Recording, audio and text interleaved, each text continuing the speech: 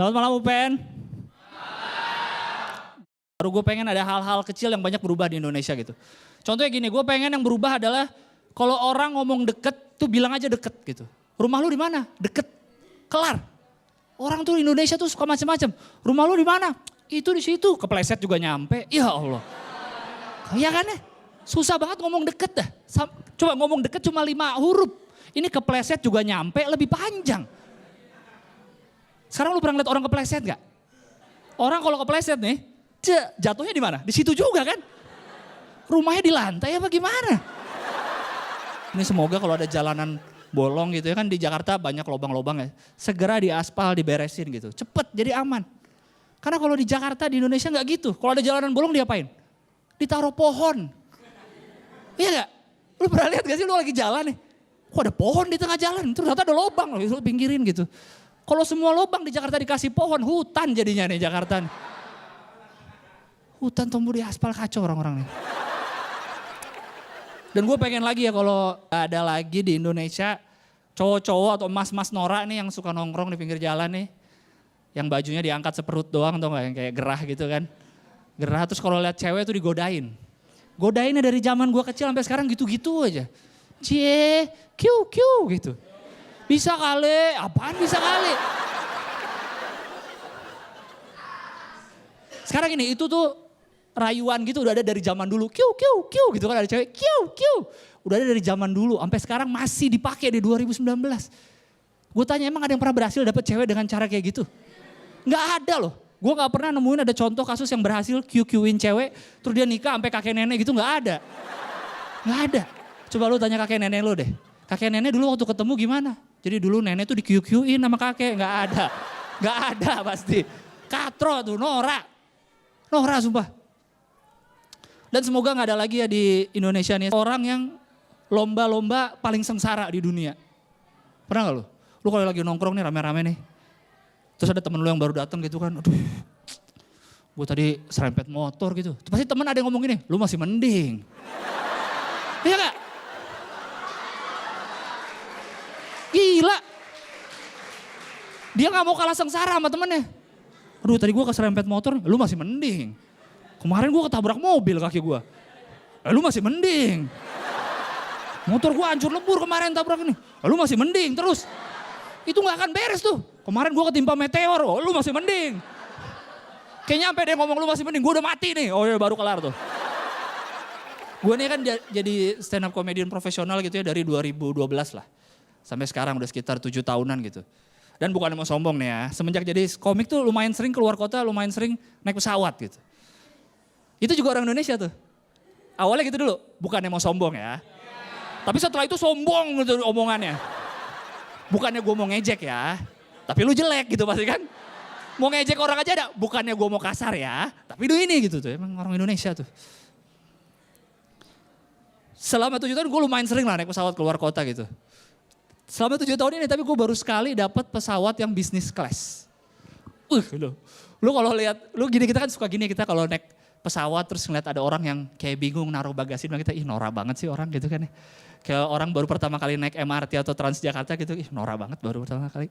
Lu akan jadi norak kalau lu baru pertama kali melakukan sesuatu, ya kan? Akuin aja. Gue dulu ya kayak 3 tahun lalu lah dapat pesawat pulang dari Surabaya, bisa ada kerjaan di Surabaya pulang ke Jakarta dibeliinnya business class. Itu pertama kalinya gue, kan dibeliin orang kan. Pertama kalinya gue dapat business class. Dan jadi norak emang, karena biasanya naik ekonomi terus kan. Dan kalau kalian tahu di airport itu bisnis class kan check-innya beda sama yang ekonomi ngantri kan beda kan bisnis class. Gue kan nggak tahu kan kayak ini di mana check-innya ya. Ngeliat orang ngantri kan mas tiketnya apa? Oh ekonomi, saya bisnis class mas. Sorry, di mana check-innya pasti nggak ngantri sama kalian kan sorry. Bisnis class di mana bisnis class? Sambil keliling airport tuh yang bisnis class di mana ya bisnis class ya? Check-in di mana ya?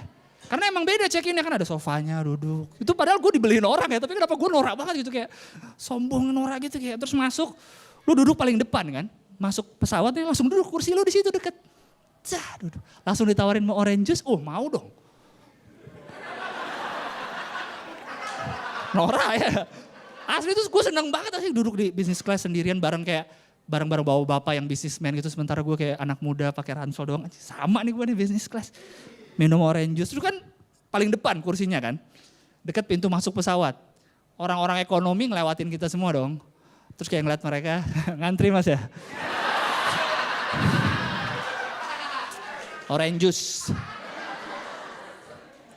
Keringetan ya, ini ada dikasih anduk. Ekonomi mas ya.